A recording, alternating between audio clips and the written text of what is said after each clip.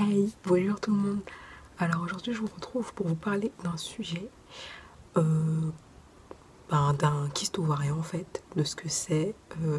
Parce qu'en fait j'ai eu un kyste ovarien l'année dernière et je me suis fait opérer. Et du coup j'ai envie d'en parler, comme ça s'il y a des gens qui sont sujets à ça ou qui connaissent des gens qui sont sujets à ça, ou si vous serez sujet à ça, sujette, parce que vous êtes des femmes. Quand t'entends ton chat arriver. Qu'y a-t-il? Wow!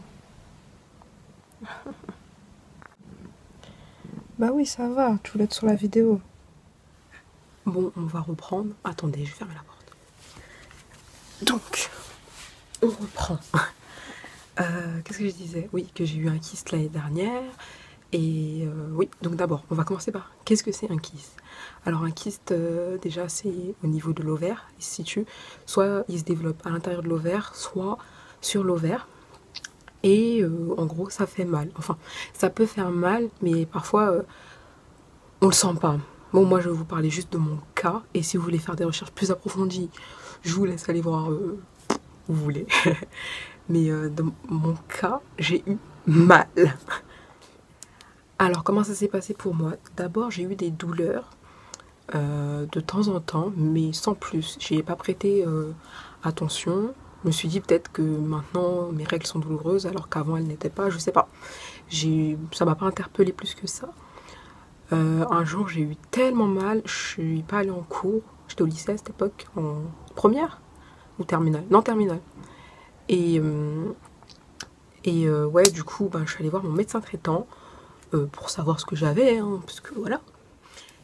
Et en gros, il m'a allongé sur le truc là, vous voyez, le lit. Et en gros, il a touché au niveau où j'avais mal. C'était à droite, j'avais mal moi. Et il m'a appuyé, il m'a dit est-ce que j'ai mal? J'ai dit non. Il m'a fait alors c'est pas l'appendicite, sinon j'aurais eu mal là. Il m'a appuyé à un autre endroit et là j'ai eu mal. Je fais oui, oui, j'ai mal.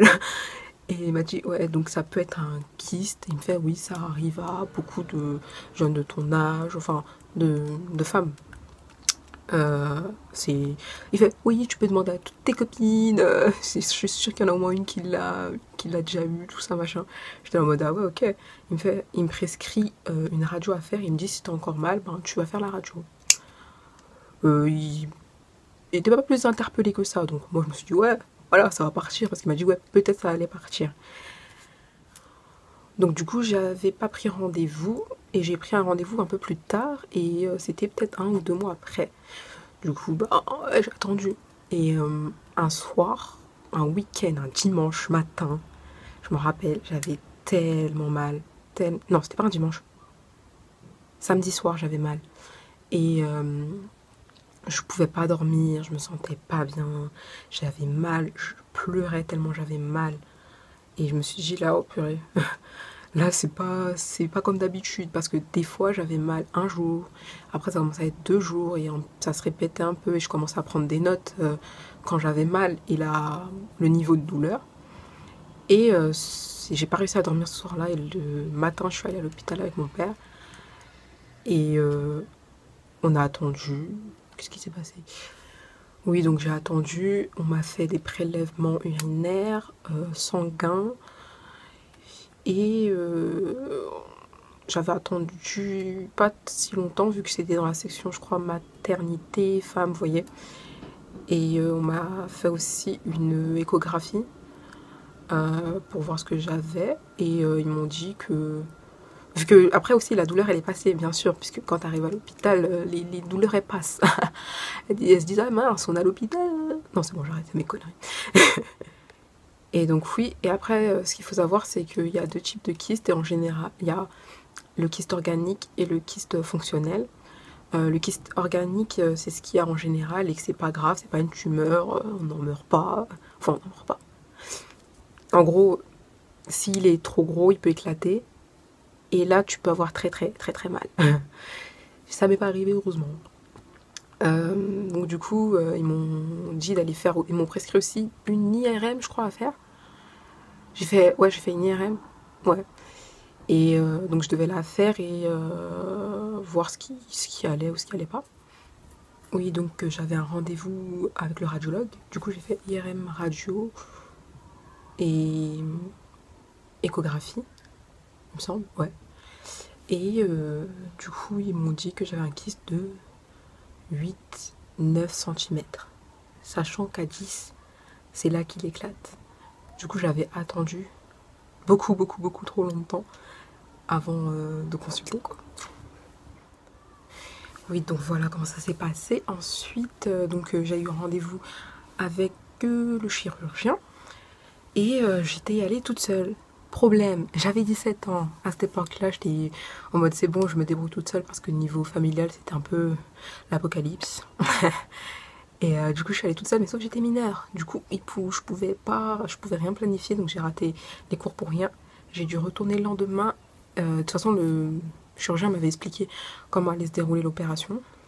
Donc en gros, ils te font 3 petites incisions, un au niveau du nombril, 2 sur les côtés et un en bas du ventre. Et ils te rendent des trucs, machin, pour prendre ton kyste. Enfin, oui, je vais dans... N'ayez pas peur de l'opération, franchement. T'es anesthésié, c'est bon, tu sais pas ce qui se passe. Ouais, c'est pour ça que j'avais pas eu peur, moi, parce que je savais que je serais pas là. Et que j'aurais plus mal surtout, parce que c'était horrible, horrible. Des fois, je ne pouvais plus marcher, tellement j'avais mal. J'étais obligée de rester assis, ça me faisait trop mal. Pour vous dire. Et en gros, oui, il m'a expliqué toute l'opération, ce qui se passe. J'ai eu... c'est où j'ai mis ça? J'ai eu un petit carnet avec moi. Attendez. Donc, ouais, j'ai eu ça avec moi. Et en gros, c'est ton suivi médical que tu dois tout le temps emmener avec toi. À chaque fois que tu es à l'hôpital, quoi. Et oui, et aussi, j'avais ramené aussi mes... Comment ça s'appelle? Mes résultats de tous les examens d'imagerie médicale que j'avais passés. Et ils les avaient imprimés, je sais plus ce qu'ils avaient fait, bref, pour qu'ils aient un double. Et en gros, j'avais rendez-vous le 24 janvier. Je me faisais opérer le 24 janvier 2017 à 7h30. Je devais être à Jeun. Et ouais, voilà. Et aussi, ils m'ont donné plein de papiers qui expliquent l'opération. Donc voilà, la transfusion, ce que c'est. La transfusion, ce que c'était. Et puis voilà, je suis rentrée le matin, je suis ressortie le soir. Et j'ai fait ce qu'on appelle une célioscopie ou kaléoscopie. Je sais pas comment vous le dites. Moi, je disais kaléoscopie. Bon. Mais je crois qu'il disait célioscopie. Bref, voilà. Donc voilà. À l'hôpital aussi, normalement, les signes qui disent que tu as un kyste, en gros, c'est que tu as des règles irrégulières. Alors que moi, c'était hyper régulière. Un saignement abondant, alors que moi, pas du tout. Tu pouvais avoir d'autres trucs, mais c'est les 2 seuls trucs qui m'ont marqué. Et j'étais là en mode, non, j'ai rien de tout ça. J'étais en mode, je suis bizarre. Et quand t'arrives, donc tu devais être à jeun et avoir fait un bain à la bétadine, il me semble. Oui, bétadine. Et en gros, ça s'est bien passé. Ils m'ont enlevé ce kyste de la mort qui tue. Et apparemment, dedans, il y avait des cheveux et des dents, si je me rappelle. Parce que j'ai pas retrouvé le récapitulatif de l'opération, mais il me semble qu'il y avait des trucs chelous comme ça dedans. Me demandez pas pourquoi, j'en ai aucune idée. Et oui, après j'ai eu un rendez-vous post-opératoire 1 mois plus tard pour voir si ça cicatrisait bien. Et ouais, ça cicatrise bien. Et même aujourd'hui, là, ça n'a pas disparu, mais c'est beaucoup mieux qu'avant. Je sais pas si je sais pas si je retrouverai mes anciennes photos de comment c'était avant et maintenant. Sinon, je vous les mettrai, je ne sais où. Et oui, voilà quoi. En gros, vous inquiétez pas pour les kystes, tout ça, ça se passe bien.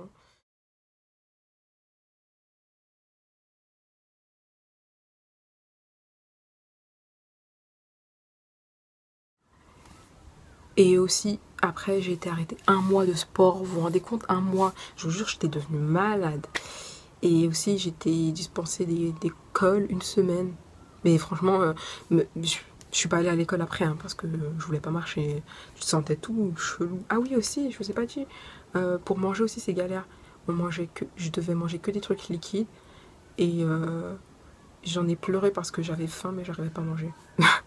Je devais manger que des soupes, des compotes, des trucs comme ça, jusqu'à que je me sente de manger quelque chose, parce que t'as pas envie d'avoir le ventre plein à cause des trucs. Voilà. Et aussi, il y a des fils. Il y a des fils que t'enlèves avec l'infirmière. Et aussi, j'ai oublié, oh putain, j'ai oublié beaucoup de trucs. Que ça forme des... Tu peux avoir des formations de caillots de sang.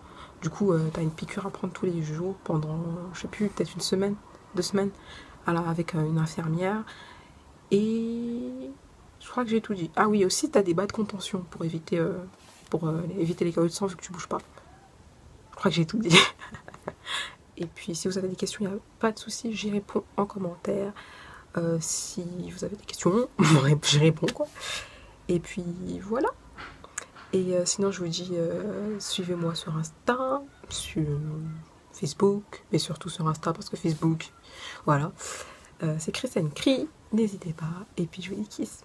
Bisous.